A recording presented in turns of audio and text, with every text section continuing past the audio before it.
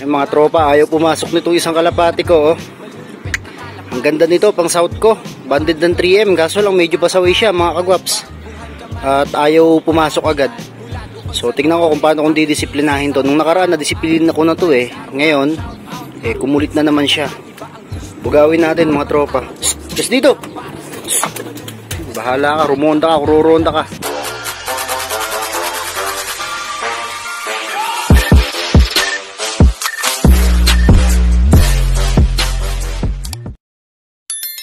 Magandang araw sa inyo mga kagwaps, mga kalapatids. So naka-freeze ang karera ngayon. Medyo laylo muna daw, sabi ng mga kalab, at medyo mainit daw dyan sa gawing norte.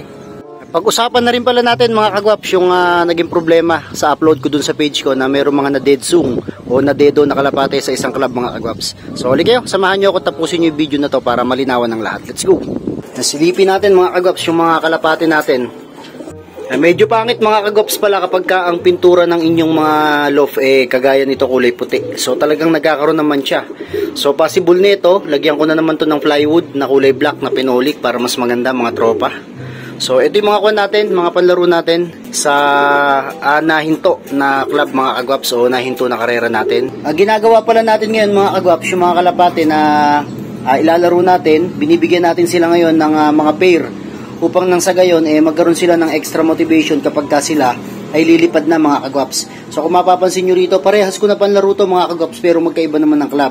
Kaya kapag kumarga ko, uunahin ko munang baklasin yung isa para makita niya na nandito yung kaparis niya, and then saka ko isusunod yung isa mga kagwaps para medyo pasabik lang ba ng konti.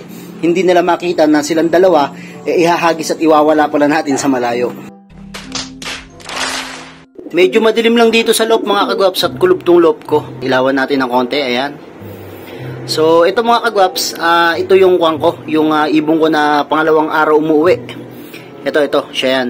And then ito naman yung ating umuwi na nawala ng bata tapos umuwi mga tropa. So kung titingnan yung mga kalapati natin dito, talagang kondisyon na at excited na nga sana ako na lumipad para makita ko kung sino yung matitibay sa kanila. Kaso nga lang, medyo nagkaroon ng konting problema mga kagwaps. Kaya sa susunod siguro ng mga linggo o mga buwan, saka ulit natin sila maililipad. Mukhang ito magiging problema ko sa south mga kagwaps. Ayan, pasukin natin. Sok! Pasok na! Pasok!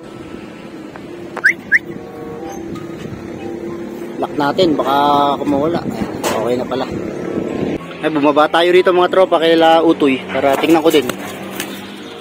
Sana mabatcher natin tong ibon na to. Hindi ko pa pinakapakawalan to mga kagwaps So tingnan natin, baka sa susunod na araw siguro pawalan ko na rin. Tingnan natin kung uuwi dun sa pinsan ko o babalik siya rito sa atin mga kagwaps kasi kailangan na ma-practice natin tong ibon na to.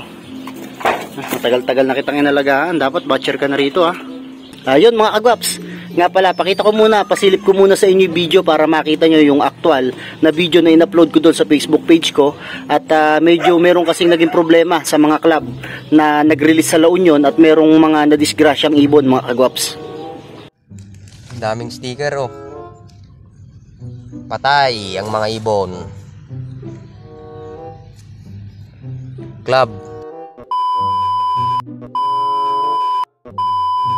Tato. Dami puro naka-sticker.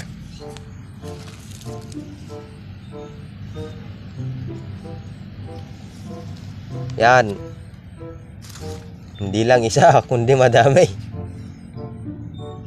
Yan yung mismong video mga kagwaps. So kung mapapansin nyo doon, malambot pa yung ibon at talagang nadisgrasya mga kagwaps. So siguro possible na suffocation din yung nangyari kasi yung ibon, kung mapapansin nyo ron, madumi na yung kanilang buntot, yung puwitan madumi na yung katawan, talagang durug-durug na yung buto kasi nga baka natapak-tapakan na yun ng mga kalapati doon sa loob ng crates mga kagwaps. So bali itong video ko na to mga kagwaps ay ginawa ko lang din para nang sa gayon ma-inform ko yung lahat mga kagwaps na wala naman tayong masamang gustong gawin dun sa club, sa pamunuan kasi tinanggal naman natin mga kagwaps kung ano yung pangalan na sinabi ng videographer natin na siyang nag-send sa atin ng video mga kagwaps. Pero medyo masakit manungatong si Pakito. Mukhang pwede kong ilaban to mga kagwaps. Tingnan natin. Na-delay naman yung laro Baka ito ang isa nating isabak doon mga kagwaps. Tingnan natin kung hahabol sa conditioning natin tong si Pakito at mailaro natin doon. So ito mga kagwaps ay pumutok na video at nag-viral ko doon sa aking Facebook page. Kaya kung gusto nyo mapanood yan ng mas malinaw at mas malaki, pumunta lamang po kayo doon sa aking Facebook page, ang Gwaps TV. At makikita nyo po doon na talagang maraming nag-aaway-away at tinatanong ako kung anong club daw yon. Pero hindi ko talaga ibibigay mga tropa yung club na yun kasi ayaw ko ngang sirain ang pamunuan ng club na to mga tropa. Pero sa mga nagtatanong sa atin dyan kung anong club to, so kung medyo malayo kayo sa Pampanga, Nueva Ecija, Tarlac, hindi po sa inyo yung club po na yun mismo kasi yung pong club na yun dito po sa Gawing Norte. So paalala na lang din sa pamunuan ng mga club na ganito. So although hindi talaga kasama yung mga presidente, mga kagwaps at yung mismong mga opisyales ng mga club na nagdadala doon sa mismong release point. So sana naman paalalahanan po natin yung mga kasama po sa track, yung driver, yung magre-release po mismo na katiwala po ng club president. So sana paalalahanan po natin sila na ang kalapati po kapag po nasa kulob na sasakyan, lagi po nating i-check at wag po nating hayaan na nandun po sila ng maghapon magdamag ng 2 araw lang. So kung po pwede po, pagka nagpahinga sila, kung meron man pong stopover, buksan po ang bintana, buksan ang pintuan para po pumasok ang hangin na sariwa para po yung mga kalapate hindi po masuffocate. Sapagkat ang kalapate mga kagwaps, kahit anong sabihin natin, hindi po nila kaya ang init po sa loob po ng mga kulob na sasakyan. Kaya meron pong nangyayaring mga suffocation. So yung video po na yan, yan lang po yung video na tinutukan po ng videographer natin. So hindi ko na rin po alam kung marami pa po bang nakakalat doon ng mga kalapate na nakatapon, pero gayon pa man sana maging maging aral to sa lahat ng mga club na gustong maglaro at ang gamit nila na sasakyan kulob, mga tropa. So nangyari na to sa amin dati, siguro way back 2022 o 2023 mga kagwaps. So nangyari na po sa amin itong suffocation na to, total massacre po talaga ang nangyari. Kaya po sana wag na pong maranasan ng ibang mga club pa to dito sa buong Pilipinas. Kaya ako po bilang isang pigeon vlogger, lagi po ako nagpapaalala sa mga club president kasi ako po ang isa sa mga nagiging boses ng mga pigeon puncher natin para po mapaalalahanan yung pong ating mga club president, yung mga club officials na sana po iingatan nila ang ating mga kalapate, lalong-lalo na po pagdating ng derby kasi bayad na po yan mga tropa at kailangan talaga na ingatan para na kahit papano mawala na lang yung kalapate mo na nawala, na lumilipad kaysa makita natin na ganun na wala na palang buhay mga tropa. Pinapaalala ko mga kagwaps sa lahat ng mga puncher dito sa buong Pilipinas na wag po tayo magsasawa na lumaro.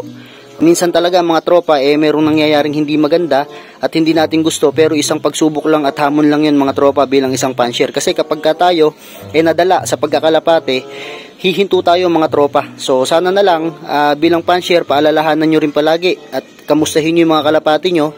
Kung maaari, pagsendin nyo ng video na yung kalapati nyo kung saan sumakay, kung ano na ba ang update para nang sa gayon mga tropa makita natin kung okay ba at ayos ba kalagayan ng ating mga kalapati.